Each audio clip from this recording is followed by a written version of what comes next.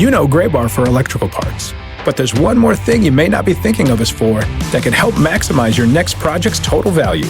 Our pre-project planning services are designed to help you win the bid, save on labor costs, and keep your installers productive across your entire build. The sooner you call us, the better. Because when we're there from the beginning, we can anticipate your needs and help you solve problems before they become problems. Yep, Gray Bar does that.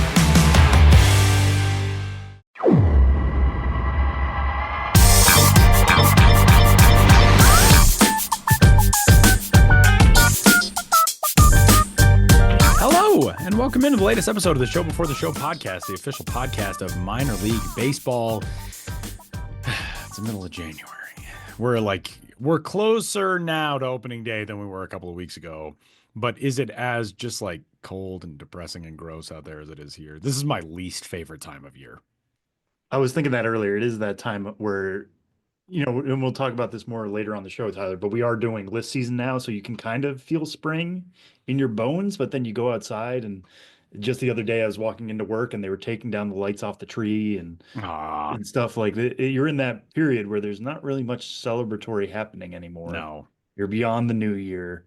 Spring training is around the corner, but it's still around the corner. You can't really feel it or see it yet. We're getting there. We're getting there. The only way to get there is by continuing on, right? How about you, Ben?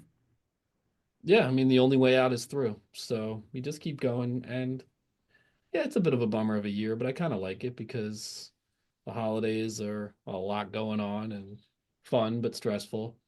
And obviously working in baseball, it gets real busy after a while. So I look at this as it's okay. I embrace it, try to get in a rhythm. It's the right idea. It's the right.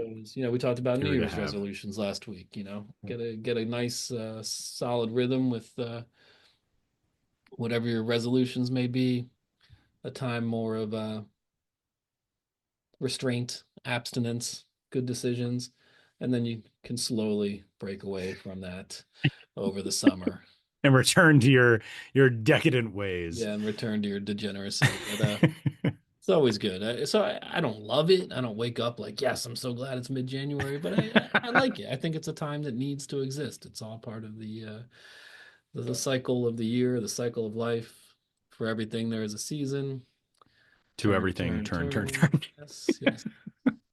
Well, we welcome you into this week's episode of the Show Before the Show, your official seasonal affective disorder therapy session. My name is Tyler Mon.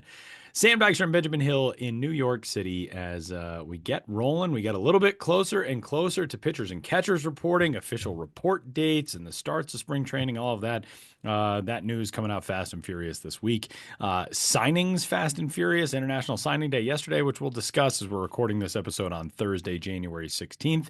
And if you have a resolution that you would like to pass along to us that you neglected to do last week, get in touch. Podcast@milb.com. Got a great email from friend of the show, Johnny Bolin, about some of his resolutions.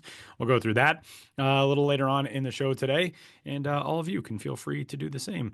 But we got to dive into some segment number one topics du jour, du week.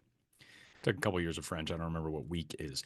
Ben, newsletter this week. There's a very good a piece in the newsletter which is timely for me because I was just reading a story that mentioned Ron Shelton and was talking about his baseball career. Ron Shelton, of course, who is the mastermind behind Bull Durham and so many other classic movies and sports movies and all of that, and a former minor leaguer himself. And you took a look into some of the most famous and notable names that people might be familiar with who have minor league baseball connections of their own, because it was something that you had not really centralized before, right? So now it's out there. Yeah, so my newsletter, now called The Baseball Traveler, that this week was dedicated to famous people who played minor league baseball before becoming famous in other fields. And that is something we've written about, myself and many coworkers through the years, one at a time, like, oh, let's write a story about this guy. He used to play minor league baseball. In fact, I'll tell an old head story here. I'm an old head of minor league baseball. 2005, off season, 2005, 2006 off season, the very first off season in the history of MILB.com. No one really knew what they were doing. And one of the editorial things it was hit on was like, let's do this. Let's do stories on famous people who used to play minor league baseball.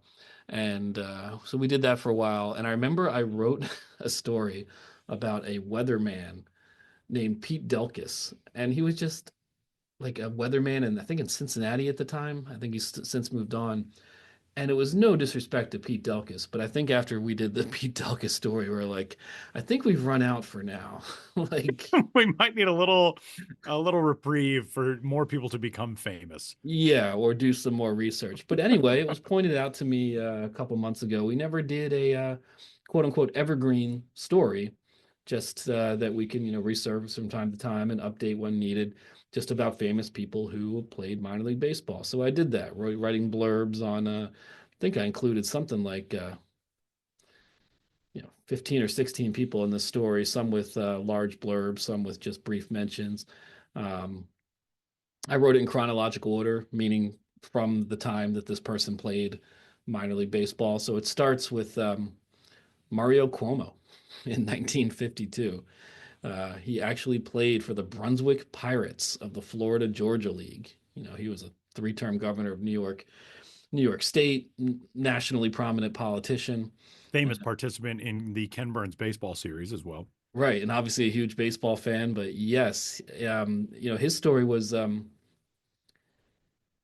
he was playing in an exhibition game in Brooklyn. He was from Queens, but went all the way to Brooklyn. But he was playing a Brooklyn exhibition game, and he held his own against Whitey Ford and a scout in attendance who was there specifically to scout Whitey Ford for the Pirates, which obviously did not happen. But a scout was checking out Whitey Ford for the Pirates, said, "Hey, this Cuomo kid's pretty good." And he played one season in the minor leagues, and yeah, got beamed in the head with a fastball in the pre-helmet era, and that ended his lone season. Went back to school, and the rest is history. So, there's a lot of examples of people like that. We have, Charlie Pride, the country singer, a man who had a fascinating career, a black country singer who achieved like the pinnacle of Nashville country music success in the late 60s and 70s. He bounced around all over the place in the 50s, mostly in the 1950s, playing minor league baseball, semi-pro, Negro leagues, barnstorming teams. He played all over. Tyler, you mentioned Ron Shelton. He directed Bull Durham, and yes, he drew on a lot of his experience as a minor leaguer, and I think that's a big reason that movie, was so successful, because that minor league details, he drew a lot of them from his own career. He never did play for the Durham Bulls, though, but still, nothing wrong with that. Also in the Hollywood sphere, Kurt Russell, 1971 to 1973, played in the minor leagues. His father Bing was also an actor, but his father Bing was a baseball executive, among other things. In the Portland Mavericks, that were featured in that battered Bastards of Baseball movie. Kurt Russell also featured in that movie. Yeah, and Kurt Russell's in that movie, and he actually played for the Mavericks for a little bit. And I believe he also he was like the team president. He was like a player / team president. He was still like a young guy in his 20s. And he was acting on the side or more and more, and eventually just went full time. He was derailed by injury as well. Randy Poffo, that name might not ring a bell, but Randy Poffo went on to be Randy Macho Man Savage. He played for 4 years in the 70s, mostly in the Cardinals organization. And in researching this, I found a quote from one of his former teammates who said they would just make makeshift wrestling rings in the clubhouse and just want to wrestle all the time. And I think that'd be a pretty good story if you're in the minor leagues and that one of your teammates, you're like, "Oh yeah, I used to wrestle that guy in some random Florida State League clubhouse in the 70s, and now he's a Macho Man Randy Savage." Scott Boras, that one always surprises me. You just don't look at him necessarily and see a former athlete. I don't know. But he went major league in punting. We can say that. Yeah, he did. But yeah, 4 years in the 70s, just like Randy Poffo. Scott Boras was a little bit later, but mostly in the Cardinal system, 74 to 77. One thing I will say about that is I think a thing that goes underrated, at least by most fans, is like part of agency or part of having an agency is scouting. is knowing the game, is knowing who to target and find and sign before these guys go pro. I mean, you hear a lot of guys joining Boris after they're already in the majors, but like finding those guys as they're amateurs and getting on that train early, that's a skill that helps lead to prominence like he's done. So you have to know the game a little. You can't just be good at negotiation. You have to be good at scouting in the game too. Yeah, I'm sure that player's perspective, both in talent evaluation and just understanding a player's mindset helped a lot that he went through that himself. Tyler Maughan once wrote a feature about John Elway. Big surprise. Yeah. Tyler Maughan writing about a Denver thing. Shocker. Yeah, but I had to throw him in here, of course. I mean, Tyler, you know the story better than anybody, but spent the 1982 season in the Yankees farm system with the Oneonta Yankees, and then went back to Stanford, then got drafted by the Colts. He didn't want to play for the Colts. It was the Yankees were still trying to keep him. He was actually highly touted in baseball. He wasn't just dabbling. And we all know how it turned out, fortunately for Denver sports fans. It is kind of the crazy thing is he's one of those athletes who you talk to people about his baseball career and they're like, oh no, he would have been a multi-time all-star in this sport too. You know, the people, if Michael Jordan had stuck with baseball, I think he's a surefire big leaguer. You know, that's a guy who, what did he end up? He went to the Arizona Fall League at the end of his lone pro season and hit like 320 or something against AFL pitching. It probably wasn't that high. It was like 270. But the players who have just that far-flung athleticism where they can do anything blow my mind. Right. Well, I used Elway's inclusion in the story to branch off into other notable NFL characters like John Lynch, 16 seasons in the NFL, now general manager of the 49ers, Ricky Williams, who throughout his time with the University of Texas also played in the Phillies system. I totally forgot about Ricky Williams. Yeah. In that context. Yeah. Then he signed with the Saints and had a star-crossed, an interesting NFL career to say the least. Russell Wilson, of course, 2 seasons in the Colorado Rockies organization, 2010, 2011. Shaq Thompson, longtime linebacker for the Carolina Panthers. Never forget his 13 games in the Gulf Coast League with the Red Sox, 0 for 39 with 37 strikeouts. It's the only thing that I think of when I see him still to this day. It's like, oh man, that guy had a really rough summer in the Red Sox system. Me too. I feel bad because he was 18. Exactly. It's a difficult thing to do. Yeah. And he wasn't like highly touted and, he wasn't trying to say like, I'm a 2-sport athlete. Right. He was giving it a try. It didn't work out. And we still laugh at it many years later. And I feel a little bad, but it's also just from a baseball fan perspective, it's just a cool little stat that somebody out there went 0 for 39 with 37 strikeouts in a professional situation. Then, of course, we had Tim Tebow, who, like Michael Jordan, was different in that he achieved stardom elsewhere and then went to the minors. Michael Jordan, everybody knows, and Tim Tebow, everybody knows, but they're a little different because for the most part, it's like these people played in the minors before they were stars. But Tebow and the Mets organization and Michael Jordan's well-documented season with the Birmingham Barons in '94, that was a case of someone who was, an elite athlete elsewhere who trying his hand in minor league baseball. So yeah, the story will also be on MILB.com, MLB.com. I've already gotten a lot of emails from the newsletter of people saying, here's who you could have included. I've gotten a lot of Chuck Connors emails because he was like the Rifleman TV star. And I didn't include him because he played in the major leagues a little bit. So I just tried to keep it not just a strict minor league career. I just tried to keep it to strictly minors, but I should have maybe noted that in the introduction that if they played, I'm just looking for the minor leagues. I was just doing that for space considerations. This article already went, some 1,300 words, and who has time for that in today's attention span addled society? But I hope people enjoy it. It's nice to have it all in one place. We'll add to it, subtract from it, tweak it over the years, but now we have a standalone story on famous people who once played in the minor leagues. I like it. Good stuff at MLB.com, MILB.com. Sam was looking like he had a very important point to make, so I was deferring to him. No, I guess this doesn't really tie into what we've completely been talking about, but I would be remiss if we didn't bring him up early. I mean, we're recording this on Thursday, and it's a few hours after we learned that Bob Uecker had died. And yeah, obviously anybody listening to this podcast, the three of us know him as a player. He won a World Series with the Cardinals in 1964. but he's somebody who's kind of become famous after baseball. I mean, you think about like the amount of Tonight Show appearances he had. How many people just know him from the movie Major League? Or Mr. Mr. Belvedere. Mr. Yeah. Belvedere, like on and Yeah. on and on. I mean, how many people do you think would be surprised The to find Miller out that Lite guy commercials, played? wasn't it Miller Lite that he was the Yeah. ambassador for? Yeah. Yeah. Yeah. So I wonder how many people are like reading the news of his passing today and finding out like, oh, the guy from my favorite announcer from Hollywood You know, has died. That guy really knew the part, you I have a know? buddy who works for Great Britain baseball who was like, for the longest time, I didn't know that this guy was an actual broadcaster. I just thought he was the announcer in Major League. And then when I realized, like, oh wait, he works for a team like that. What a life, man. Bob Uecker, one of the all-time greats, and rest in peace to a baseball legend.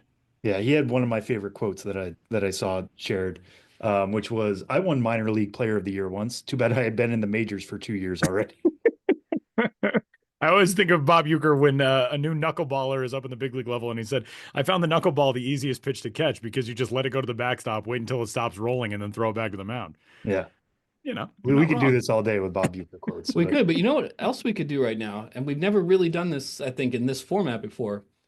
But we have our guest Yeah, in the Zoom right now. So as opposed to stopping and doing a I whole like it. segment, we can just do it live right Let's now. roll. Yeah, the Binghamton Rumble Ponies earlier this week announced their new alternate identity, the Bathtub Donkeys.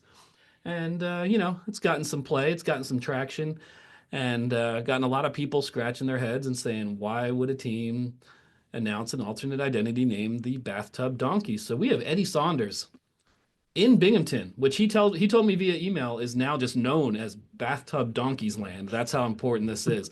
We have Eddie Saunders here to tell us all about the Bathtub Donkeys. Eddie, thanks for being here. Thanks for having us, Ben. It's great to be here. Well, you are decked out in a Bathtub Donkeys cap. And is that a Bathtub Donkeys jersey? We do have the jerseys, yeah. Yeah. you could tell by the suds on the shoulders. That's a nice touch. Yeah, so Bathtub Donkeys. Some alternate identities, you hear it and you can make a pretty quick deduction like, oh, I get that. I get what they're referencing, or oh, they're from this area, and that makes sense. Bathtub Donkeys, Binghamton, might not have a strong connection, so fill us in here. Yeah, no. Got to give a huge shout out. A few years ago, Hartford actually is what inspired this kind of identity when they came up with the bouncing pickles. And really just last off season, we began to dig into kind of laws that are just kind of bizarre and wacky, like minor league baseball is. And we found this law that in the 1800s in Brooklyn, it was actually outlawed that you could not have a sleeping donkey in your bathtub on Sundays. And the story behind it is there was a donkey that was sleeping in a bathtub, and a flood came and washed the donkey and the tub away. And then they had to use a lot of resources, time, people, efforts to get the donkey back to its rightful owner and home. So that's kind of where we went with it. But Hartford is what inspired us to, really dig down deep into this, and it's been huge for us. Right. So the Hartford Bouncing Pickles, for those who need a refresher, that was based on a Hartford or Connecticut state law that a pickle is not a pickle if it doesn't bounce. It was targeting unscrupulous pickle merchants, of which I'm sure there were many at one point, maybe still today. I don't know who regulates the pickle industry, but they did the bouncing pickles based on that law. And so now in this same quite obscure subgenre, we have the bathing donkeys. So you see this law and you say, okay, that's interesting, that's goofy, that's quirky, it might have a minor league spirit. How do you go about from there actually developing an identity around it?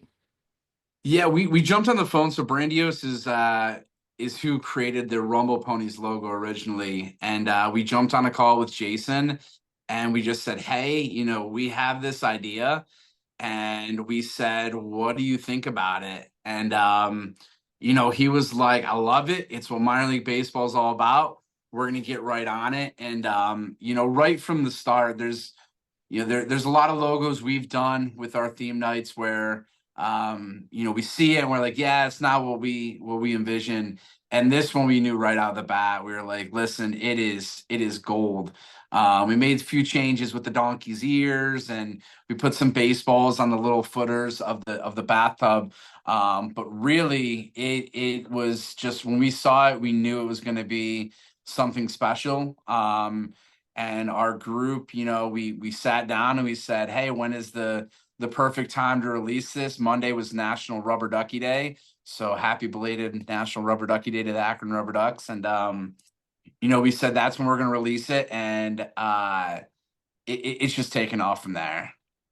I imagine this must have been the most fun you've ever had researching a potential alternate identity. And when you're talking about looking through obscure laws, I mean, were there any other finalists for something There like this? was, there actually was. So there was, and I wouldn't say it's obscure law maybe, but just obscure stories is back in the old days, people would use two ways. People would use ice cream to lure a horse away from its owner. So we thought about doing something with that with our horse identity. Huh? Lures. So I just want to point out that also works to lure me away from you. Here's some ice cream. I'm like, I'll follow you anywhere. But actually, there is another law in New York that on Sunday you cannot carry an ice cream cone in your back pocket.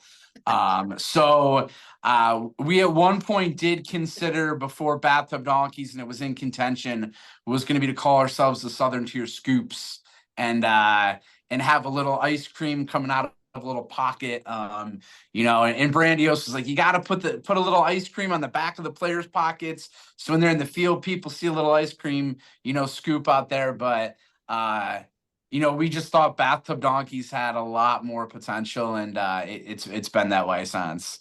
Yeah, and what has been the reaction? Because it is just so out there. I'm sure, it caught our attention. It went somewhat viral on Twitter, and people are talking about it, being like, what is this? You're educating the public on that. But like, in terms of local to your region, how have people reacted? Yeah, Pete, the media here has been great. Every media outlet in Binghamton has picked it up. I think a lot of that with Twitter. Just to go back to the reveal, we revealed it at 10 a.m. and I left the office like 10:45 to go to a meeting, and I was in Wegmans in a supermarket, and the next thing you know, on my phone, John Boy Media like wants to collab on a post, and we knew at that point it was something was going to take off, and it really took off from there. But the community's really embraced it. They've been behind us. Some people, have been like, that's a wacky name. What are they doing? They thought Rumble Ponies was bad. But I think it just goes to what our industry is about, which is having fun and coming up with the next great thing. And I think that in all the years I've been here, it's probably been one of our best. It's definitely been our best TNC launch, and we're looking forward to all that has to come on the first game as the Bathtub Donkeys. Eddie, when you guys designed the caps and the uniforms and stuff, the hat logo is the full logo, essentially, the one that you're rocking right now. What's that conversation like? Because, you can go so many different ways. You've got, as Sam put it perfectly, the suds on the sleeves of the jersey, and you've got the full-on Binghamton Bathtub Donkeys word mark on the front of the jersey. What is the discussion like for how do we want these uniforms to look with an identity that can go so many different ways? Yeah, I think when we first got into the design phase, as soon as we had the logo nailed down with Brandios, we kind of asked them, hey, what do you envision the jersey being like? And we talked to Jason and the team at Brandios, and they said, hey, there's got to be bubbles. It's got to be like a bubble bath. The players are like, they're all sudsy. So really huge shout out to their team and our creative team for just saying, hey, this is what we want to do, have some fun. And then, we came up with, in a bathroom where you'd have a little towel rack, so there's a baseball bat as a secondary mark. That's kind of like that towel rack. And then we tied in our B Road logo with it. But really their vision and their creativity is kind of what brought it to light. And then, we just helped, give a little bit of feedback here and there to tweak it. But it's just definitely been something that we saw it, we loved it. And we can't wait to see what the future holds for it. For fans who aren't yet tuned into the full extent of the promotion, when are you wearing it? What are there other giveaways tied into it? Are you doing, Sam made the joke that you should give away like an actual bathing cap. Like what are the other elements of this new identity for the Rumble Ponies / Bathing Donkeys? Yeah, so we'll give a little exclusive scoop here. We have not released our promo schedule, but I'll tell you guys. So the first game is going to be Saturday, June 28th, and the second game is on July 30th. So the first game were the Bathtub Donkeys. We do have a giveaway planned. Unfortunately, it is not a bathing cap, but we are actually going to give away a bath towel with it's like even more useful. Yeah, with our donkey on it, and the second one is our Super Splash Day. So we turn the ballpark into a water park.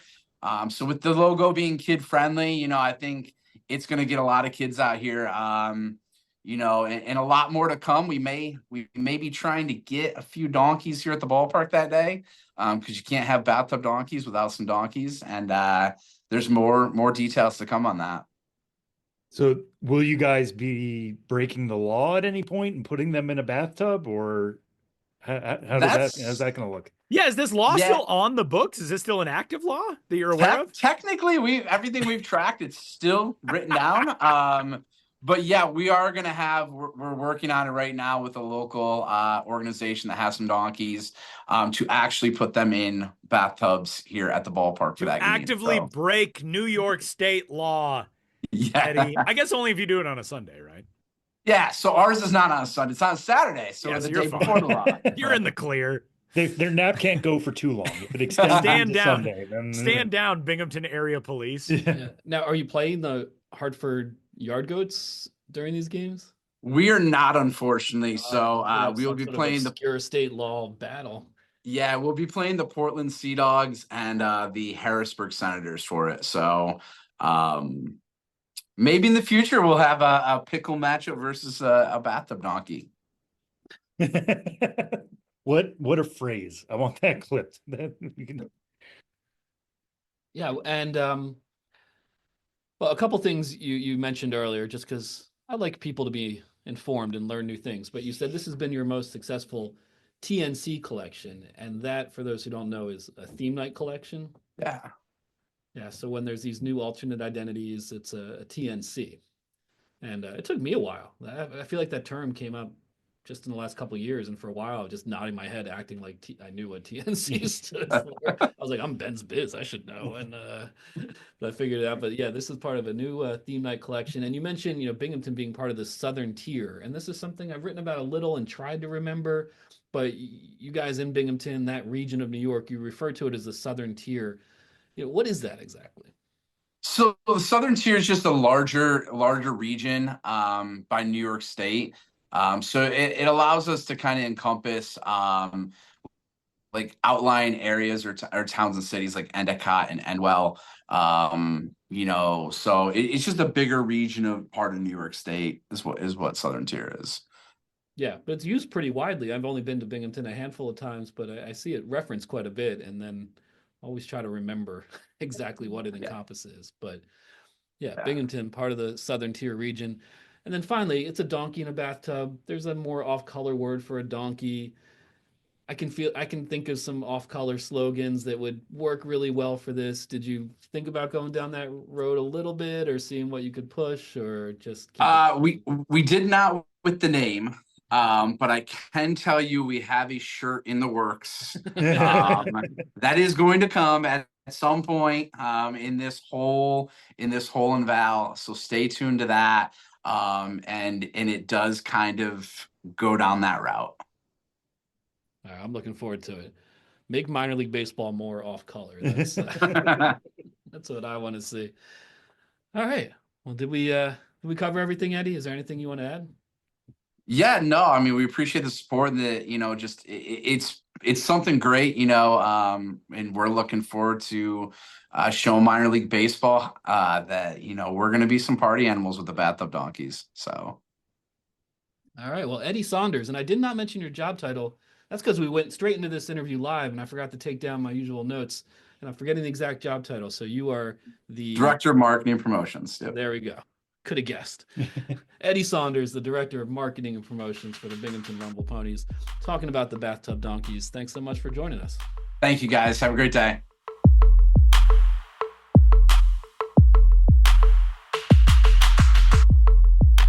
This week's episode of the show before the show is focused on the Eastern League because we talked to Eddie Saunders from Binghamton about the Bathtub Donkeys, and now we're going to Erie, Pennsylvania, home of the Seawolves, for an interview with Greg Coleman, the president of the Erie Seawolves, and his son, Kevin.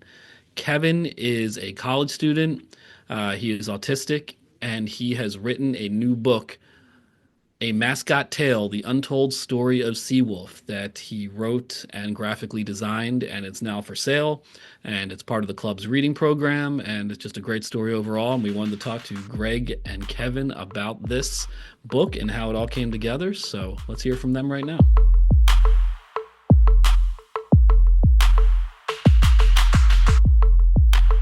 Here on the Show Before the Show podcast, we are joined by Greg Coleman, longtime president of the Erie Seawolves, and his son, Kevin, who is 21 years old and the author of the new children's book, Mascot Tale, The Untold Story of Seawolf. Greg, Kevin, thanks for being here. Thanks for having us. Yeah, thank you for having us. Absolutely. Well, Kevin, in the press release for this book, you said you enjoy origin stories. So let's start with your own origin stories. Greg, you've worked in minor league baseball for 3 decades now, something like that. Close. Quarter of a century for sure, but don't push me to that 30 number yet. So I got 1 or 2 more to get there. Yeah. Okay. Sorry about that. Yeah. Don't want to jump the gun, but been in minor league baseball for decades. And Kevin, you were born in Modesto, which I believe has a minor league connection as well. So you spent your whole life in minor league baseball. I mean, so for both of you, Greg as a dad and Kevin as a son, what is it like raising a family, or for Kevin growing up, surrounded by minor league baseball, just, as a day in, day out reality? That's not something most families can relate to. You want to talk about your experience growing up at the ballpark? Yeah. Right. Okay. So I've moved to multiple towns because we've switched from one minor league team after another. And this was the recent one, 14 years ago. Yeah, I've been in Erie for 14 years, and get to grow up around the ballpark. And now you are part of the game day staff as well. Could you tell us about your role there? I work there as a Wolfpack member, which means that I hype up the crowd and help plan out in between inning promotions. Well, Nice. so And that work. as a dad, Mhm. having my son be able to come to the ballpark as a youngster, run the bases, see the mascot, and you be here for all the big moments and all the big promotions. And pretty much Fridays, Saturdays, and Sundays, they'd be out here at the ballpark, enjoying the game just like any other fan, but also doing things like helping us pick up fireworks after the game or things like that. So very much my son and my daughter, I really spent a lot of time at the ballpark and have been a great help. And now, of course, both of them are employed by the Seawolves. So it's their first job as well. So couldn't be prouder of the young man and young woman they've become. Yeah, and so Kevin, now in addition to being employed by the Seawolves, you have published author on your resume with this children's book, again, Mascot Tale: The Untold Story of Seawolf. And I understand this ties into your academic interests as well. So if you guys could talk about how this book came about and the idea to get this story down on the page and ultimately market it to fans. So this book here, A Mascot Tale, wasn't always intended to be a product for Seawolves. It started off as a school project at Erie County Technical School. There, I was a graphics media student, and one of our assignments was to make a children's book. And what I've made is that children's book. And so we go from this project that he worked on 2 years ago. And as we were getting ready to launch our Seawolves Reading Club for this year, a couple of our staff members were talking about what book to read. And for me, a light bulb just kind of went off, and I said, my son did this 2 years ago. I don't know how you're going to feel about it, but maybe take a look at it. If it's something that makes sense, then maybe use that. Never thinking that it was going to be something that was going to be published. It was just going to be something that was going to be read to classes. And a couple of our staff members, Lena Bannock, who's our director of fan engagement, Greg Gagna, our assistant GM of communications, read it and felt that not only was it a good fit for the classrooms, they actually came to me and said, "Would you mind if we helped Kevin get it published?" And I said, "Yeah, absolutely. I would be, I think he would love that. Obviously, it's up to him, and but I think he would be ecstatic about it." And so they worked with Kevin and kind of developed and added a few extra pages that weren't in there, things like about the author and some of the legal mumbo jumbo that you got to put in there. And then also a couple of photos of Kevin, so you knew what the author looked like. So, but they worked with him to kind of put the finishing touches on it, and that's the book that's available now. Nice. And as I mentioned before, in the press release it says you enjoy origin stories, and this book is an origin story itself. So, do you have any inspirations in putting this together? What inspired you to, create the tale that you're ultimately telling? Well, at first, I was pretty stumped on what I was going to make my book for my class.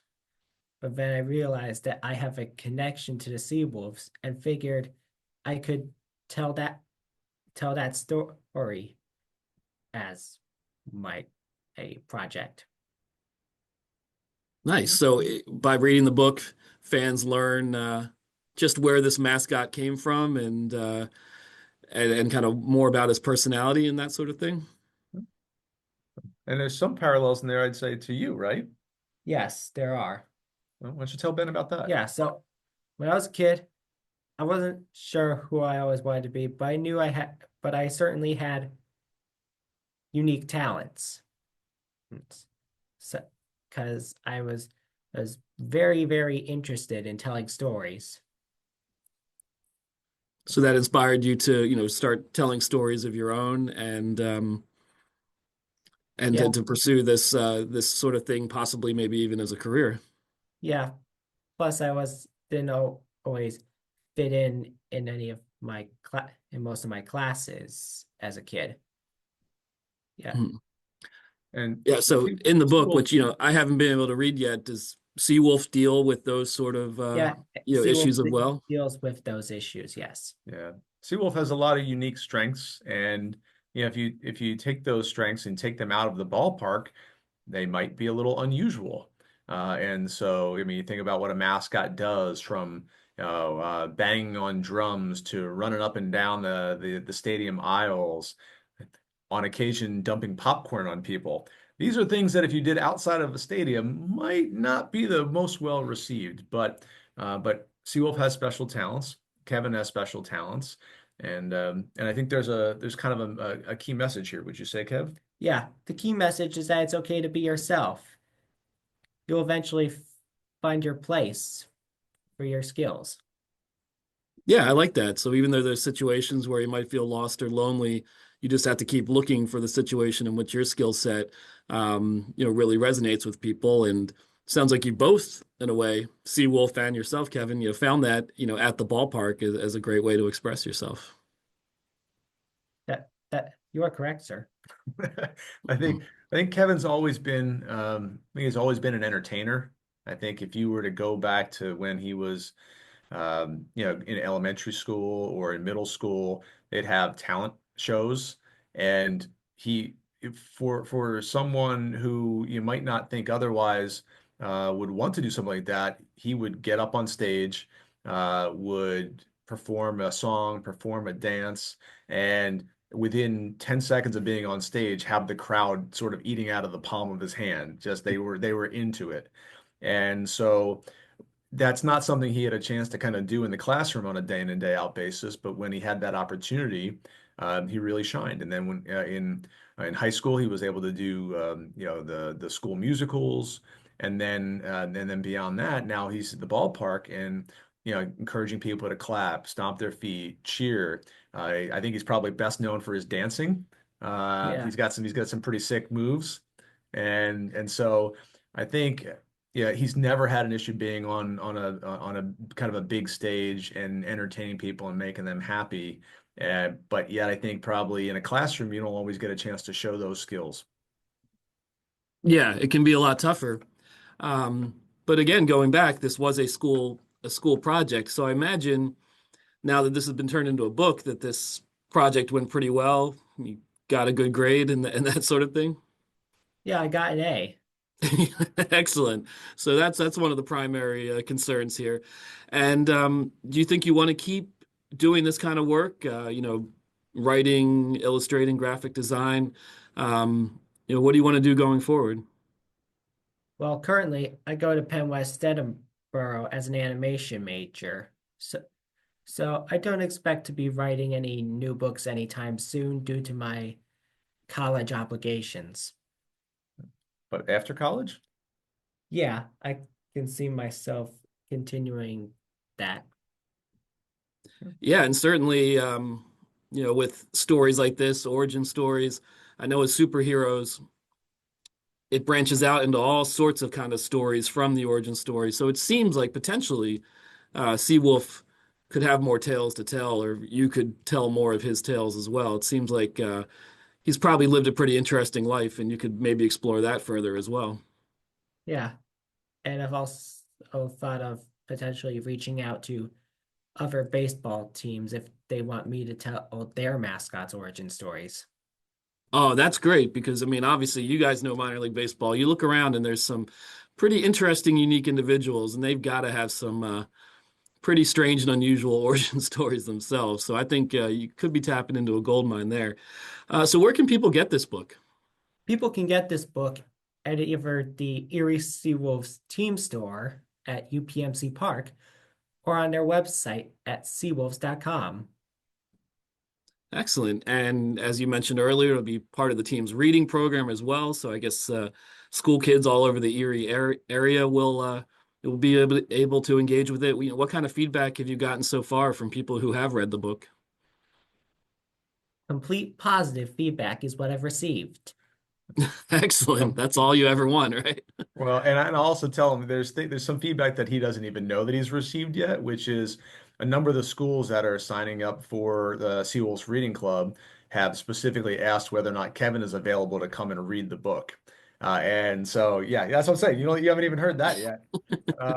But so Breaking news.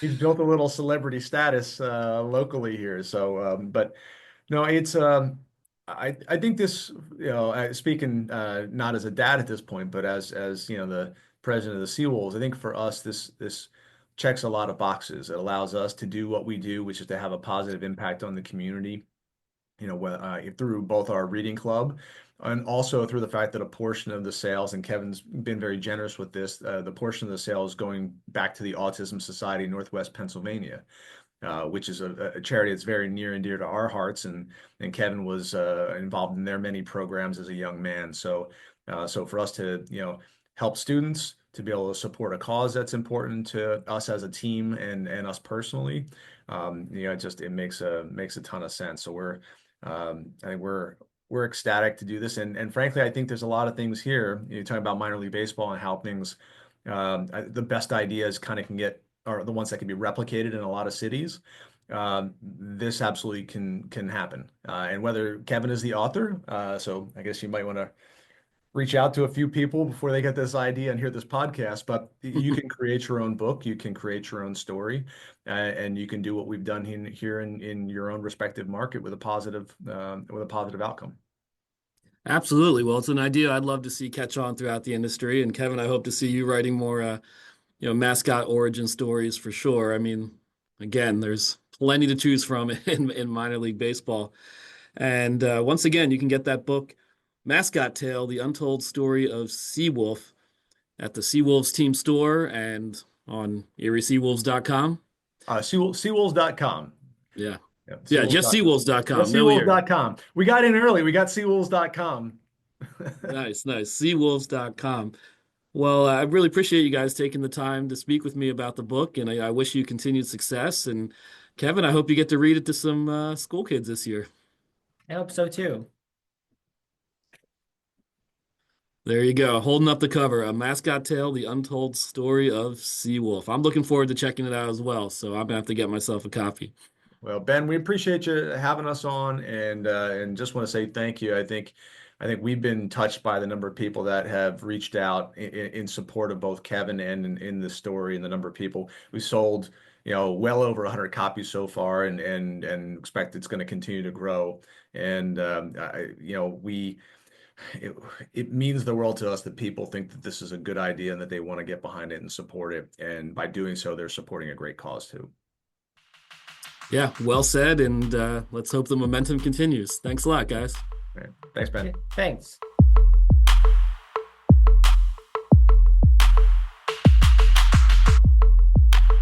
All right, moving back into some on-field conversation as Sam and I roll along here on this week's episode of the Show Before the Show podcast. It is prospect ranking season.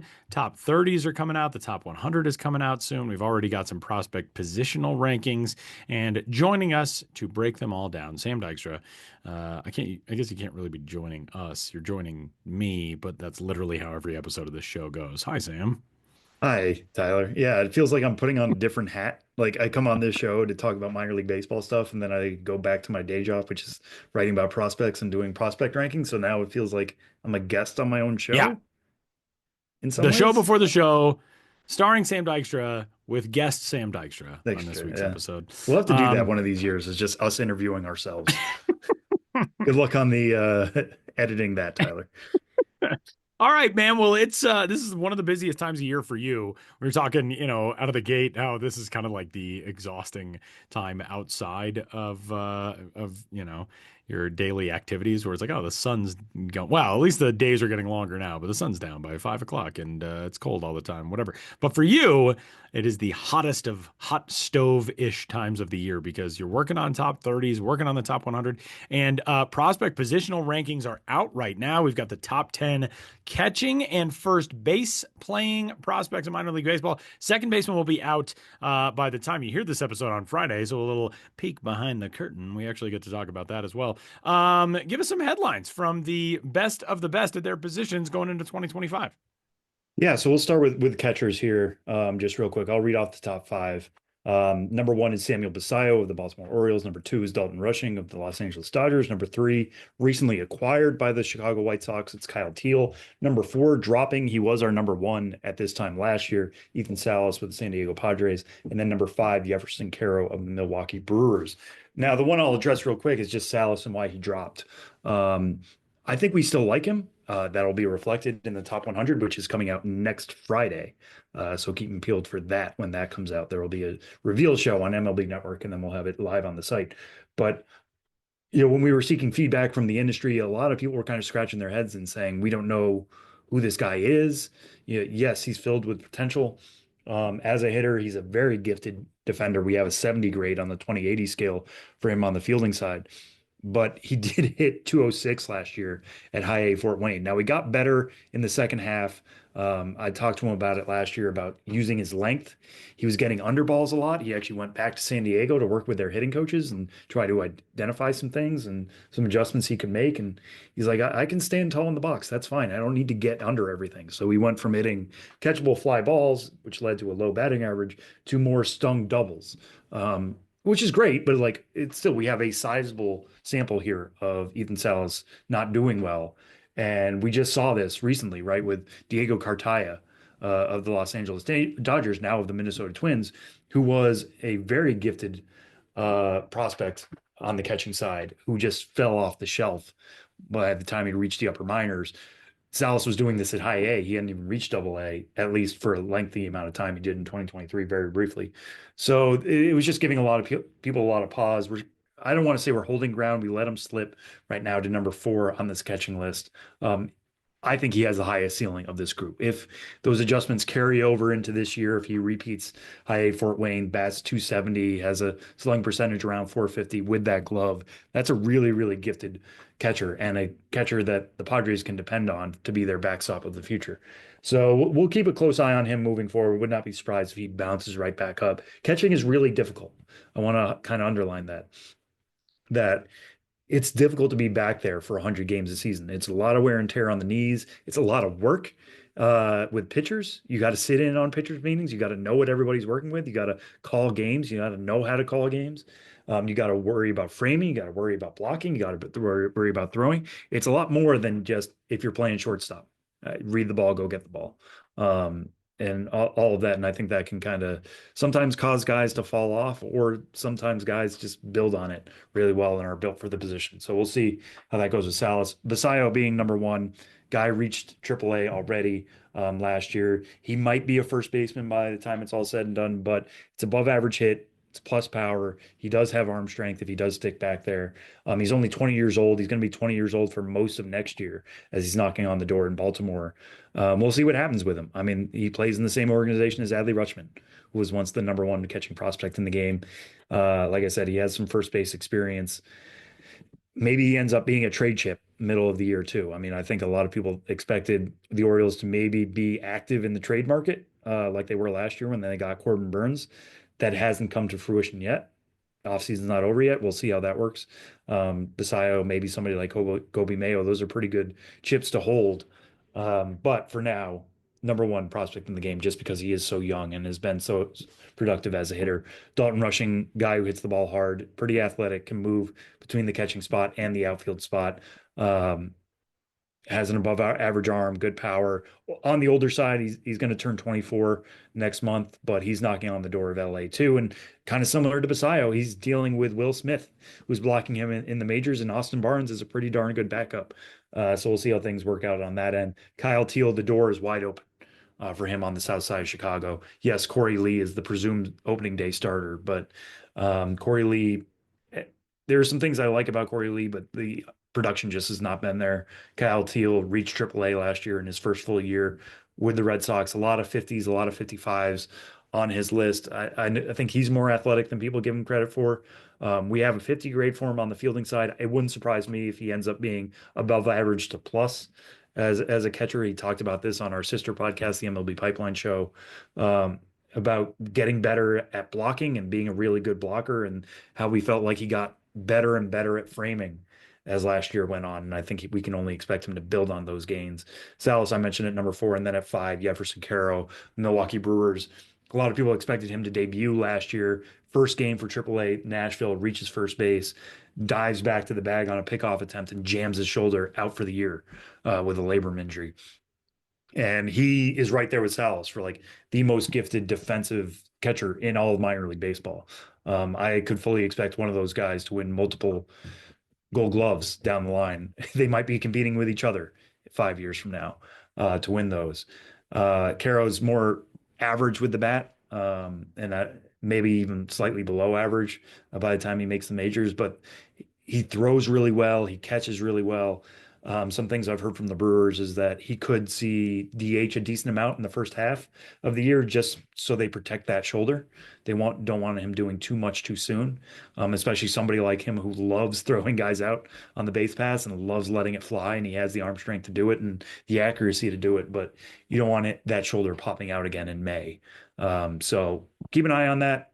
It sounds like it's going to be mostly DH. It's not like they're going to stick him at first base just for the heck of it to get him in the lineup. But yeah, a lot to like with these top 5. And then, there's guys we like further down the line. Blake Mitchell at 6, Drake Baldwin at 7, Sir Harry Ford, Tyler, who you know really well, at number 8, Edgar Caro, who's also in the White Sox system, at 9, and then Moises Ballesteros of the Chicago Cubs at number 10.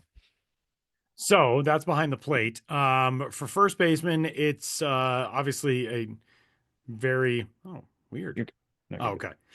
So that's what's behind the plate. For first baseman Sam, it is sometimes we get the most exciting crop over at first base, and you go into a season and think like, oh, all of these guys by the end of the year are going to be forcing their way into a big league lineup, or they're going to be figuring out, how to make an impact for a major league team down the stretch, whatever. There is really no surprise that the top prospect in the first base conversation is a guy who's in the conversation as well for being the top prospect in baseball, as Jack Caglione of the Kansas City Royals organization. But there are a couple of Rays prospects who are on this list in the top 5 as well, which is interesting. Run us down what you like at first base. Yeah, so I'm actually going to count it down to 6 here because I can tell you now, and Jim Callis wrote this in our rundown of the top 10 first basemen, the 6 guys here will be in the top 100. We finalized that this week. So those 6 are Jack Caglione, who you said, Bryce Eldridge of the San Francisco Giants, who had a breakout first full year last year across 4 levels, and the Arizona Fall League. Nick Kurtz, another first-round pick from the 2024 draft. Xavier Isaac of the Tampa Bay Rays, Trey Morgan of the Tampa Bay Rays, and then Jose Briseño at number 6 of the Detroit Tigers. He is a catcher / first baseman. He played more first base last year because he had a knee injury, and then won the AFL Triple Crown and led the league in multiple other categories. It wasn't just average homers and RBIs. He was leading it in slugging percentage. He was leading in OPS. He was leading in total bases, extra base hits, all down the line. He's got a really, really sweet left-handed swing. I know AJ Hinch loved the guy when I was in Lakeland last year for Tiger spring training, and was talking about the guy like who was an Adonis.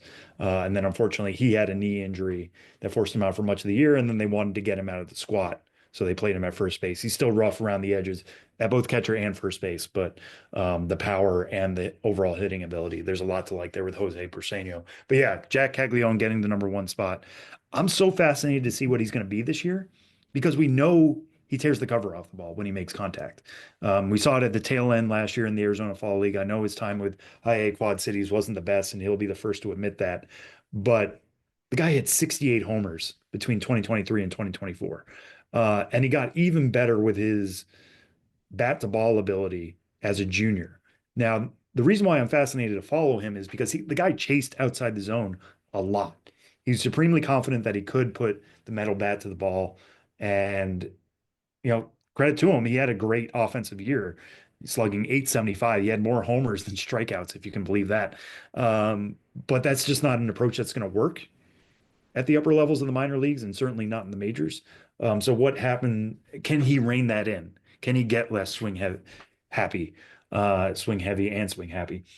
So we'll keep an eye on that, but the power is so good that it's going to play anywhere. And an important thing to note here is that he will be first base only this year, or at least hitter only. Yeah. The Royals have come out and said that to our own Andy Rogers when they announced that Jack Caglione was a non-roster invite to spring training. He won't be pitching. He's somebody who has pitched at Florida. He was the John Olerud two-way player of the year. When he signed, he said he was excited to get the opportunity to play 2 ways. It didn't happen last summer. It didn't happen in the Arizona Fall League. And it sounds like the Royals pitched him and said, hey, man, we've got an exciting team at the major league level right now. You could get there pretty quick. Yeah. If you only what's focus the on fastest hitting. road to get there? Yeah. And when you look at putting Caglione next to Bobby Witt Jr., next to Vinny Pasquantino, 2 friends of the show, in that lineup, that gets really scary really quickly. So I think it was an easy sell from that point of view. Who knows, maybe down the line he ends up being a useful arm out of the pen occasionally. But he's somebody with Tommy John already on the ledger for him.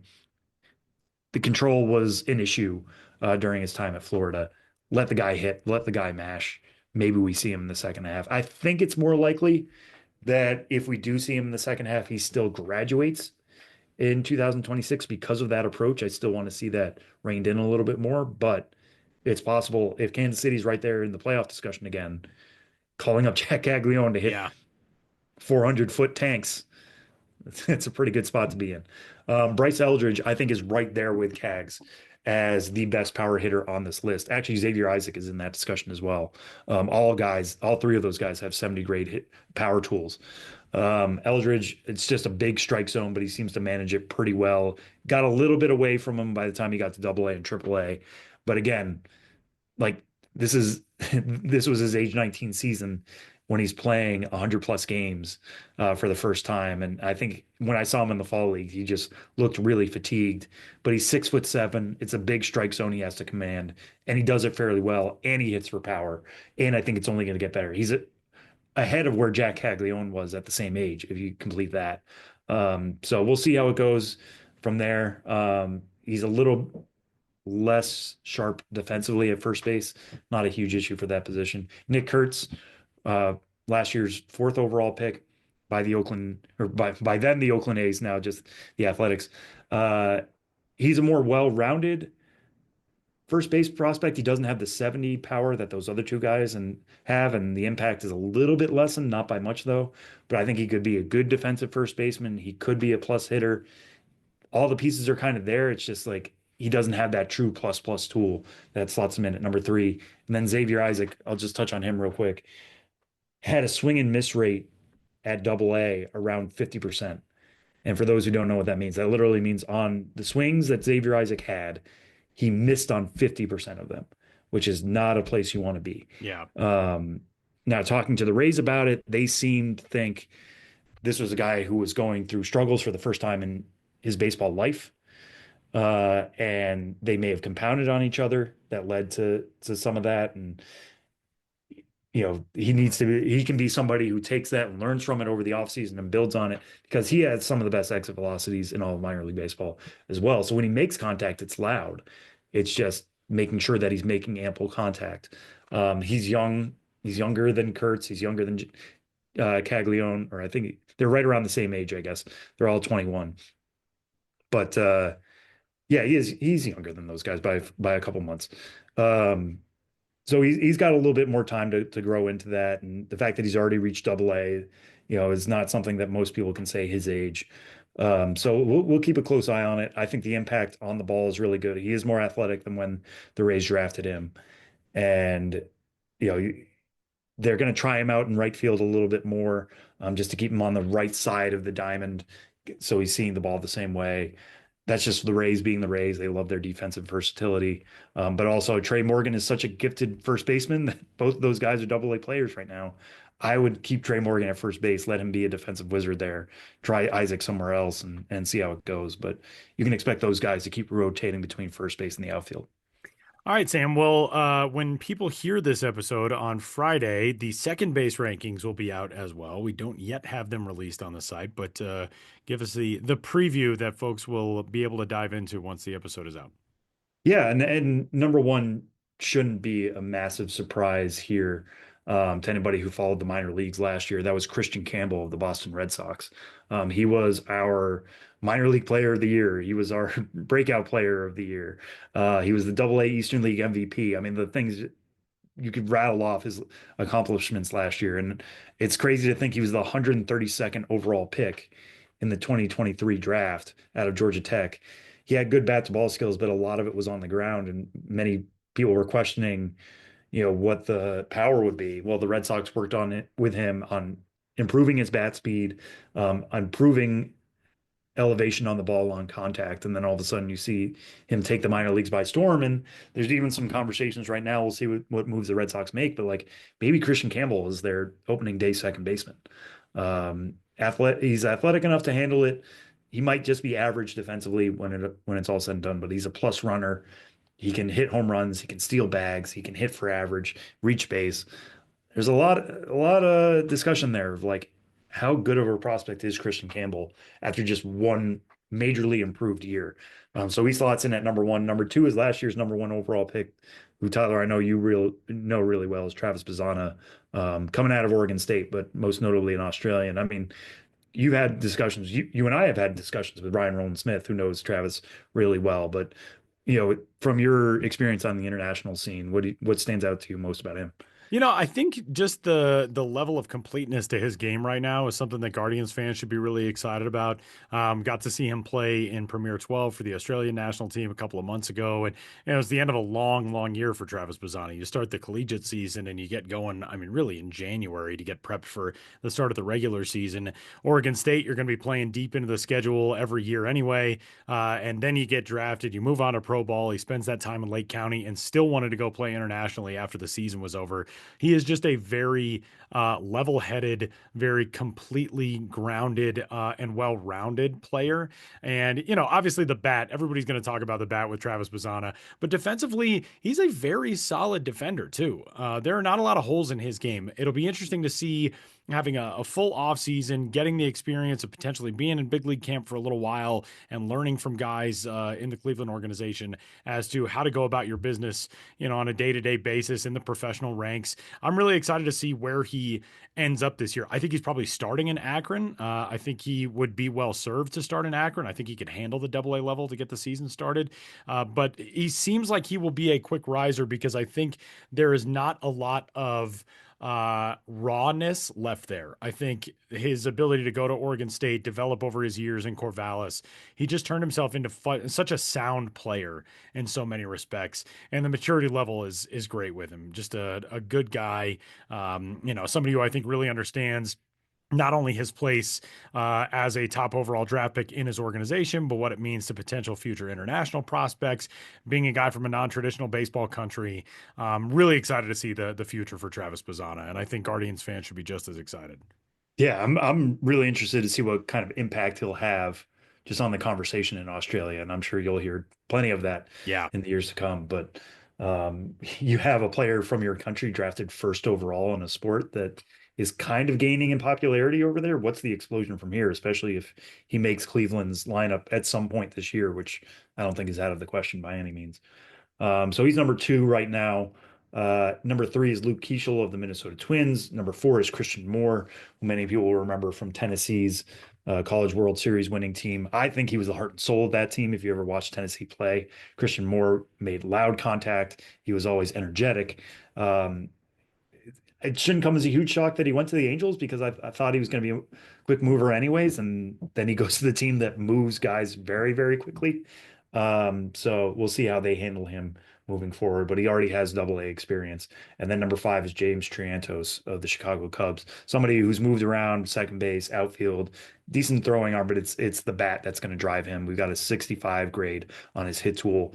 Power is very much in question, but like if you told me 5 years from now that he's hit 300 in every year that he's played in the major leagues, I wouldn't be shocked. It's great back to ball skills. And Jim, who wrote up Triantos, even threw a comp to Luis Ariz on there. I think he's a little bit lesser with the bat than Ariz. Ariz is an 80 grade hit tool, as we've seen, but he has a little bit more power than Ariz. And, Ariz has come up on trade rumors all over this offseason.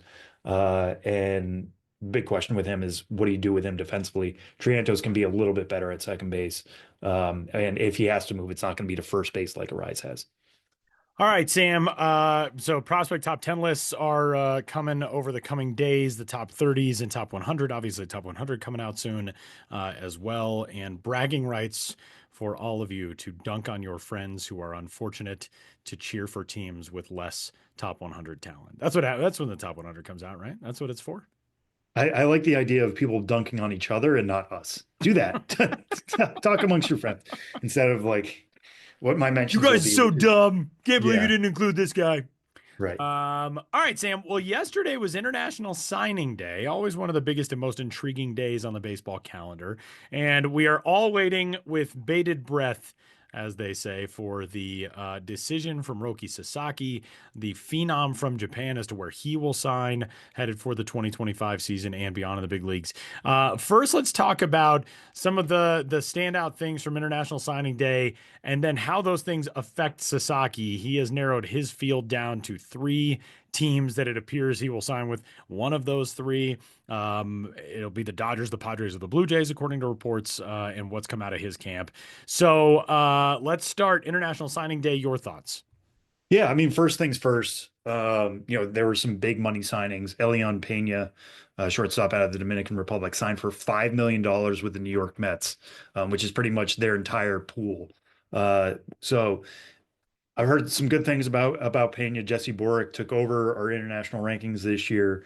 He strongly believes that Pena can stick it short. It's a really good bat from the left side. I've even heard some like Rafael Devers comps for how good of a hitter he can be. Now, if he can be that good of a hitter and stick at shortstop, that's a mighty, mighty fine prospect. And the Mets have an interesting system right now, and I do our Mets top 30. So trying to figure out somebody who has a good amount of 55, 60s on his scouting report, but is so young. Where does he slot into that group? Will be a challenge, but a good challenge. And the Mets, you know, getting Pena for $5 million obviously rules them out of Sasaki no matter what. All these teams that we're talking about here are ruled out of Sasaki, but you know, having $5 million slated to one player, that tells you how much they believe in that one player. The highest ranked player who actually did sign was Josuar de Jesus Gonzalez, another shortstop at the DR. He went to the Giants, and I think the Giants were involved in some Sasaki talks, found out that they were not gonna sign away. So they get to sign the number one talent that we have so far outside of Sasaki. He signed for just a touch below 3 million. And then just some other guys in the top five here. Chris Rodriguez, an outfielder from the DR, signs with the Tigers for a little bit more than 3 million, 3.1975 million. And then Andrew Salas, who is the brother of Ethan Salas, shortstop slash outfielder, born in the US, grew up in Venezuela, much like Ethan Salas, signs with the Marlins at 3.7 million. So those are maybe some of the bigger names that you're going to hear bandied about here. But like you said, Tyler, the big focus right now for everybody across the industry is where is Roki Sasaki going to go? And because he is part of the international signing period, those three teams that you talked about, the Dodgers, the Padres, and the Blue Jays, are in a holding pattern. They want to know if he's their guy. If he's not, then they're going to go out and sign other international players. Or if he is, then they might have to go trade for some more international cap space to give him as much money as possible and start off that relationship on a good note. We could see some trades in the next few days that are just for international cap space. And, you know, talking to a lot of people in the game, it's so fascinating for like how those negotiations could go. Because if Sasaki comes to one of those teams and says, you guys are the team, but you need to give me $7 million. Now all of a sudden everybody knows that's out. And like, hey, if I'm going to give you $250,000, it's going to cost you a good prospect coming back. Like, I know that you need this money to go get Sasaki. So are those teams going to be held behind the eight ball? Other teams are trading for money in order to sign the players that the Blue Jays, Dodgers, or Padres can't, because now there are going to be more players on the market. Things are still very much in a holding pattern because normally it used to be July 2nd. Now it's January 15th. The day opening, lots of players signed and everybody knows where they're going, and it is what it is. Now there are players that are still waiting to find out where they go. You might hear like, oh, the Padres have a deal with so and so. But if it's a signing bonus of $10,000 or less, it doesn't count against your pool. So they can sign as many players as they want for 10,000 or less. It doesn't mean anything. So, you know, the last day of Sasaki's signing period is the 23rd. We're going to find out before then where he goes. I hope it's before then. As somebody who has to record a show about the upcoming top 100, I would like to know where Roki Sasaki will be by the time we're recording that. But yeah, keep them peeled. People I talk to in the game, everybody's on pins and needles. You know, I know the Dodgers are considered the favorites, but the Padres are right there, and the Blue Jays sounds like they're very much involved. As much as they feel like kind of the surprise third team, they are making a big push to include this guy. And who wouldn't want to? Triple digit heat. It might be the best splitter in baseball by the time he signs, or the best splitter in Major League Baseball, anyways. So yeah, I can't wait to see where this goes, and I'm waiting for a conclusion just like everybody else. One other interesting headline from International Signing Day and a connection with Japan as well. The Athletics yesterday signed an 18-year-old two-way player directly out of Japan, Shotaro Morii, who signed a deal just over $1.5 million, which is the largest bonus for a Japanese amateur player outside of the domestic league, Nippon Professional Baseball, according to an outlet which does fantastic work, Yaku Cosmopolitan. He is a left-handed hitter who hit 45 high school home runs. He also pitches and has touched 95 miles an hour on the radar gun. It looked like he was going to be a top 10 pick in the NPB draft, but instead he signs with the A's. This is interesting because the A's obviously making moves this offseason, but Japanese players don't usually sign with major league organizations out of high school. They usually go the NPB route. They'll go through the draft and play locally. You know, we're talking about Roki Sasaki. That's what he did. The thought process initially was that Sasaki could make that jump right out of high school, sign with an MLB club and make the climb that way, and instead goes to the Chipolate Marines and makes it to NPB and stars there before jumping over. Shohei Ohtani, same thing, obviously. This is interesting because this is sort of the second headline in this similar vein, along with Rintaro Sasaki, who is the teenage slugger who committed to play and now is playing at Stanford. That was a first, really, to see a Japanese high school superstar go the American university system route. But this is an interesting one. We don't really know what exactly the future is going to be for Mori'i, but right now, seems like he could play short. He could slide over to third. He can pitch. He can hit a little bit. The A's are going to give him some time to figure that out as an 18-year-old starting his professional career. But that's a really interesting signing, Sam. And I'll be fascinated to see how this develops over the next few years. If there is kind of, an agreement reached between the NPB powers that are and KBO and CPBL and elsewhere with Major League Baseball as far as, keeping most of that talent domestically or allowing these players to sign with MLB clubs. Just a really interesting facet of this. Yeah, I mean, it's almost like the reverse Carter Stewart, right? Who was drafted exactly a few years ago, top 10 pick of the Atlanta Braves, and then some things happened in his medicals, and didn't end up signing with the Braves and went over to Japan and has been there, I believe, ever since. I think the thought was he would pitch over there for a few years and then come over, and that hasn't happened yet. And we wondered at the time, would that open up some things about going the other way? Would more prep players start doing that? We haven't really seen that on the American side, but this is an opportunity for it to happen on the Japanese side. And you mentioned Rintaro Sasaki. My first thought too was like, I'm sure he explored the idea of maybe signing as a professional instead of going to Stanford. But he's going to Stanford instead. And I would have been fascinated to see what he could have gotten on the, I won't say open market, because the teams are dealing with international cap space and all that. But like, who would have gone after him? What would the negotiations been like? Instead, he's going to develop at Stanford instead. And I got to see him last year at the Appalachian League All-Star game. And the guy does hit nukes. I mean, it is loud contact off the bat. It's going to take maybe a little bit of time to adjust the velocity here, but that's what he's going to do at Stanford instead of doing it in single A and high A and whatever. So yeah, fascinating to see how this all works. And I think in 5 years, we're going to have to check back in on this. Are these guys just two standouts who happened, or were they start of a movement? So some really interesting stuff to watch as the days, maybe longer, but the days and next couple of weeks go by, especially as it pertains to Roki Sasaki. And for now, we will step aside. Josh Jackson will stop by with Ghosts of the Minors, and then we're back to wrap it up with Name That Dude and our final segment coming up next.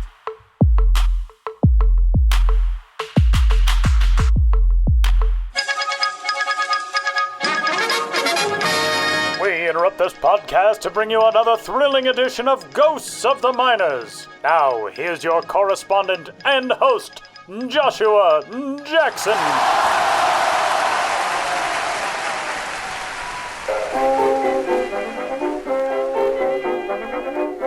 Welcome back to Ghosts of the Minors, in which all of you out there in Radioland must identify the legitimate historical ball club or player hiding amidst the fraudulent pair.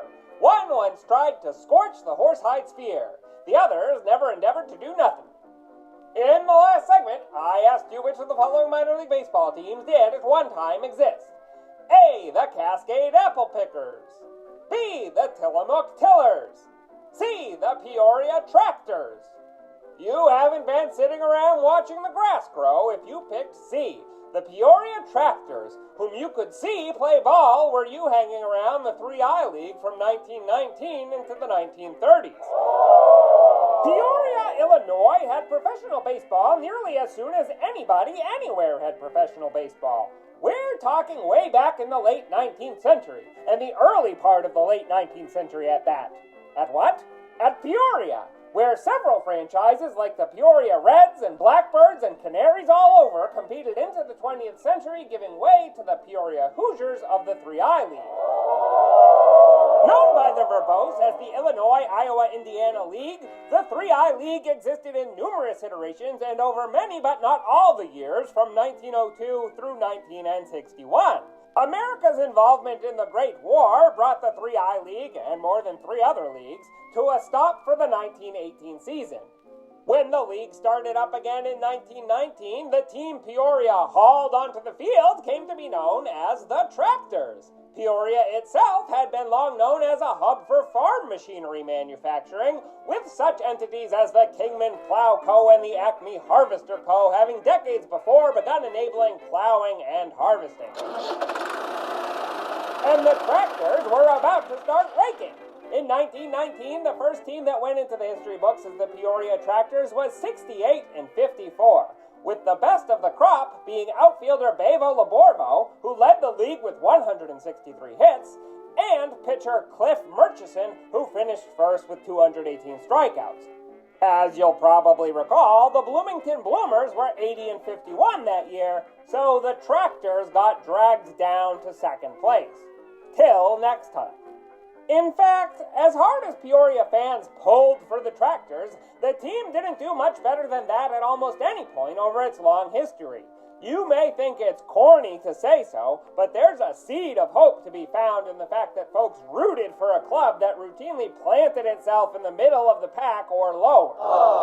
But talk about seasons of bounty. Over one 3-year stretch, from 1925 through 1927, the team won 251 games and lost only 161, winning the 3I League pennant in 25 and falling just short of that gonfalon the next 2 years. How did the Tractors beef up? Why, by hiring Raw Meat Bill Rogers.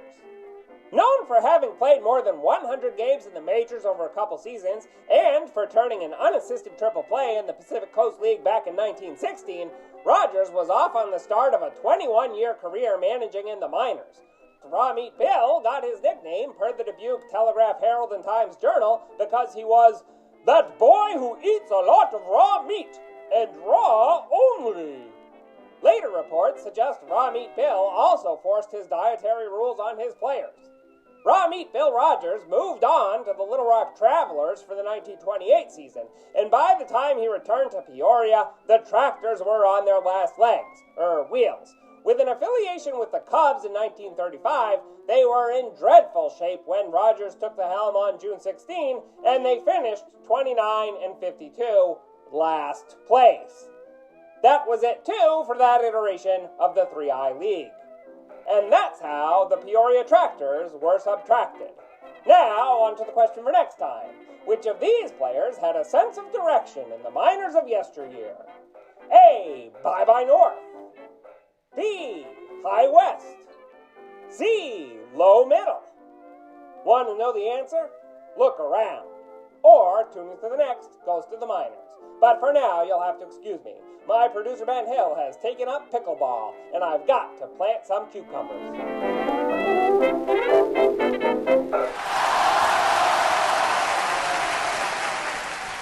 Big thanks, as always, to Josh Jackson stopping by with this week's episode of Ghosts of the Miners.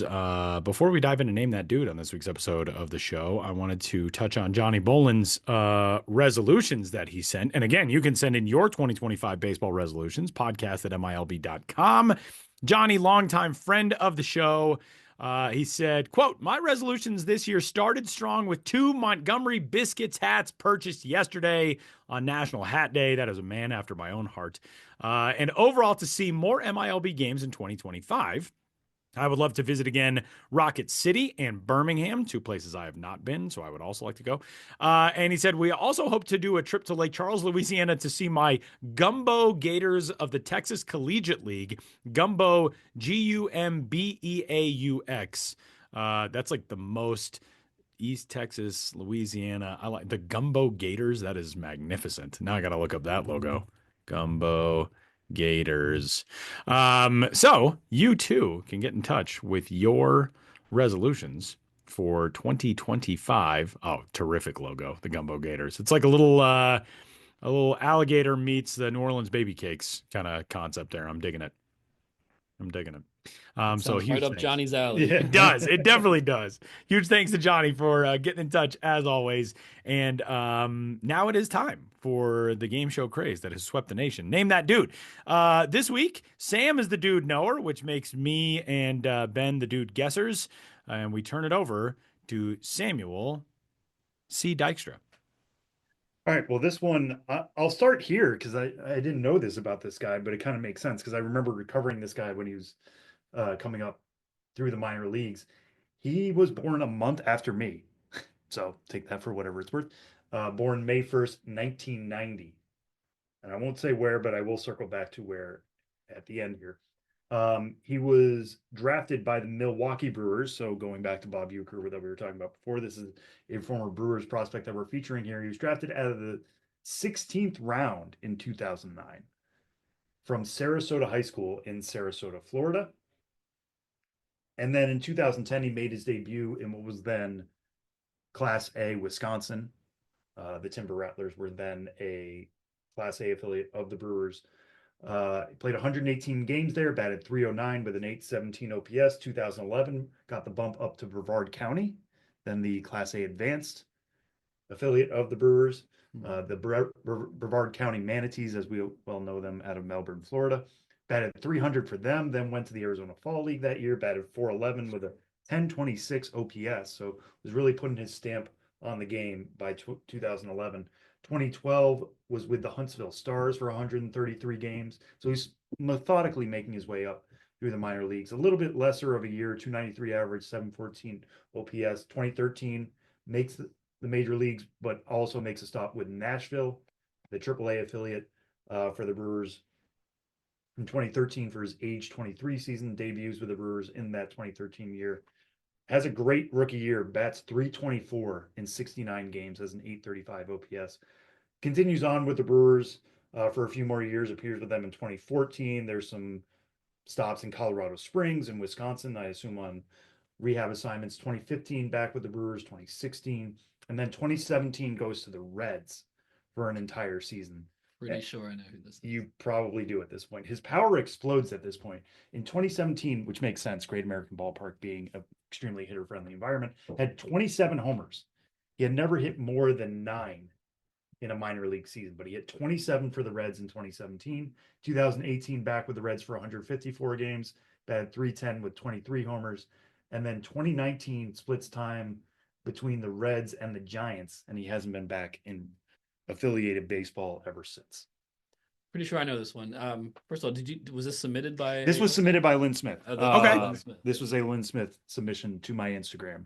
And she gave me another one, but this one was one I thought that we've all been around this guy. Like I said, 2019 was his last year. But before I say anything else, Ben, what is your guess? Tyler, do you know it too? I don't think I do, which I feel like this should be in my sweet spot because he was drafted my first year working in the minors and then coming up like as I was working in the minors, but he wasn't in any of the leagues that I worked in. I don't think I would have known that many Brewers prospects that intimately, but I feel like I definitely should know. Scooter. Scooter Gennett. Yeah. Scooter Gennett is correct. Scooter Gennett, the thing I was kind of holding back on was that he was born in Cincinnati. So the fact that he came back around to the Reds was interesting. Now, also hit 4 home runs in a game. That's true. As a member of the Reds. That is true. We need more guys with a nickname Scooter, by the way. Well, his real name is Ryan. Scooter. We need more Scooters in baseball. Do you know where he got it from, though? No. Ben, do you know where he got it from? I don't know. So according to Wikipedia, but there is a link to it, so we can claim that it's real. He gained the nickname from the show The Muppet Babies. Okay. Because his mother tried to scare him straight because he would constantly unbuckle his seatbelt as a kid. So she said, you can't do that. So she brought him to the police station and said, they're going to arrest you for having unbuckled your seatbelt. And then he saw past it and they asked, what's your name, kid? And he said Scooter instead of his real name. And so that stuck. Wow. He just pulled something from the Muppet Babies. Not at all what I was envisioning. No, I thought I was like, man, that kid can Babies. really scoot around the bases. Let's call him Scooter. I used to watch the Muppet Babies as a kid, and then recently, my son Harry, who's now 3, almost 4, Jill and I remembered watching as a kid. We were like, oh, maybe you can watch the Muppet Babies. So we searched for it, and of course, there it is. But it's a new Muppet Babies. Ah. Like 3D animated. Yeah, right? yeah. So it looks different, but I haven't watched it with a ton of attention, but it seems pretty decent. I was ready not to like it just because it simply wasn't the old Muppet Babies. It still has the same theme song. I mean, not the exact same one, but the same basic theme song. Like, they'll make your dreams come true. Is there a character name that Harry's going to adopt when you bring him to a police station sometime soon? Probably Gonzo. He loves Gonzo. That's his favorite by far. I could see I'm that. Gonzo Hill. Yeah, he's a big Gonzo himself. And there's also this this episode called Planet Gonzo that's populated all by like Gonzos, and I think he wants to live on Planet Gonzo. That's a good nickname. Gonzo is a very good nickname, along with Yeah. Scooter. Those are two pretty Very good much nicknames. is. But you know, Scooter first popped into my mind very early in Sam's read through there, and it wasn't because I was so familiar with his career, but just because I have little points of reference along the way with certain teams and certain players. So when he said the Wisconsin Timber Rattlers, and what was that, 2009, 2010? I think it was 2010. 2010, yeah. It was opening day 2010. The Timber Rattlers there in Appleton, Wisconsin, got snowed out. And the players built some snowmen on the field, and there was a picture of Scooter Jeanette smashing a snowman with a baseball bat. I think I remember that. It's a great photo. Yeah. And then the following year, which would have been, I guess, 2011, the team gave away a Scooter versus the Snowman Yeah. bobblehead. And so that, through his whole career, when he did get in the majors and become, you know, a fairly well-known baseball name during his career, for me, it was always like Scooter versus Snowman. That was always the reference. And here it's coming back around again. That is pretty great. Scooter Jeanette, a terrific submission from our friend Lynn Smith. You too can get in touch with us for Name That Dude. You got to email or social media DM only one of us, so the other two don't know. But send in your own submissions for Name That Dude. And that'll do it for this week's episode of the show before the show. Huge thanks to our Eastern League visitors on this week's episode from Binghamton and Erie. And for Sam Dykstra, Benjamin Hill, Josh Jackson, and all the rest, my name is Tyler Maughan, and we'll catch you next week.